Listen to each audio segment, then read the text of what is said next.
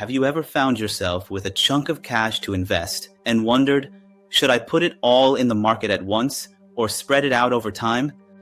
This is the classic debate between lump sum investing and dollar cost averaging, and it's a question that even seasoned investors wrestle with.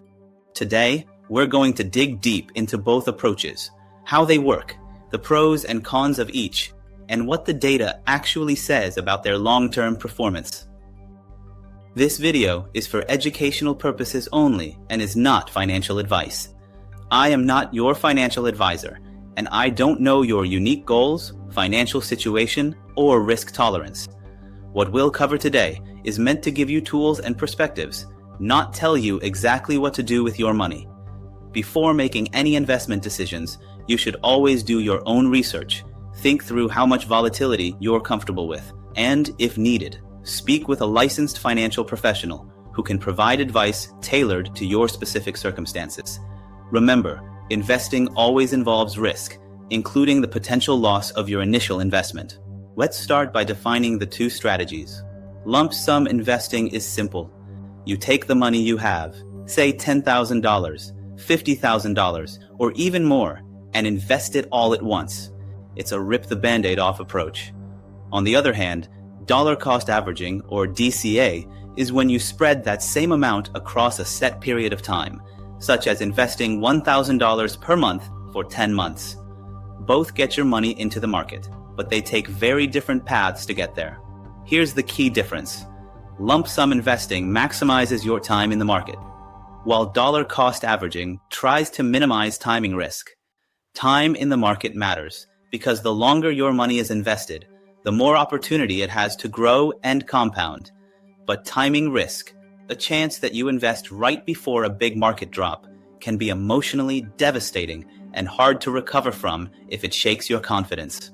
Statistically speaking, history gives lump sum investing the edge.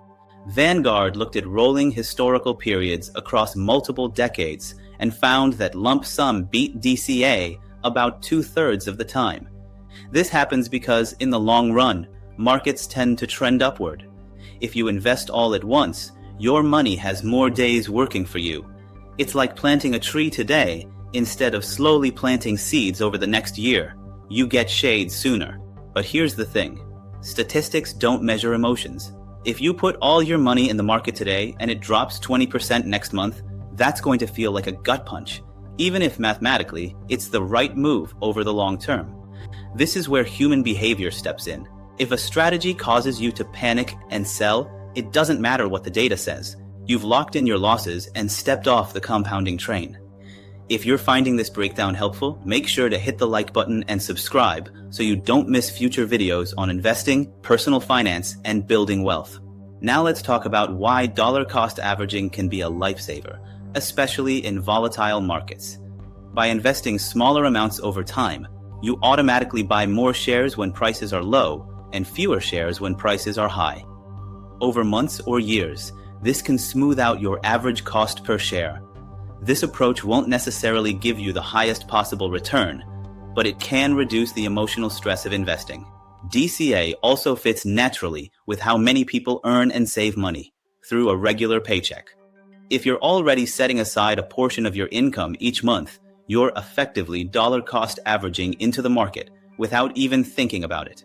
It's an easy, disciplined approach that removes the pressure of trying to time the market, and avoiding bad timing decisions can be just as important as chasing good ones. From a performance perspective, DCA can lag lump sum investing in markets that are steadily climbing. But where it really shines is during periods of high uncertainty, when markets are swinging up and down and it's unclear where things are headed next. In those times, the reduced regret and smoother ride can be worth more than the extra percentage points you might have gotten from going all in.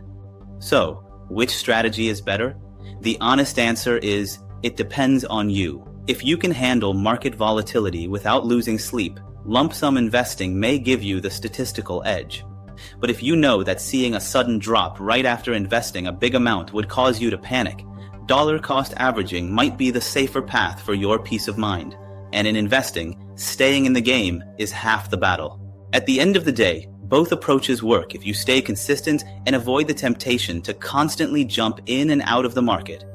The biggest risk isn't choosing the wrong strategy. It's delaying investing altogether because you're afraid of making a mistake. The sooner your money is working for you, the more powerful compounding can be. So, what about you? If you suddenly had a big windfall to invest, would you go all in right away, or would you ease into the market over time? Let's talk about it in the comments below.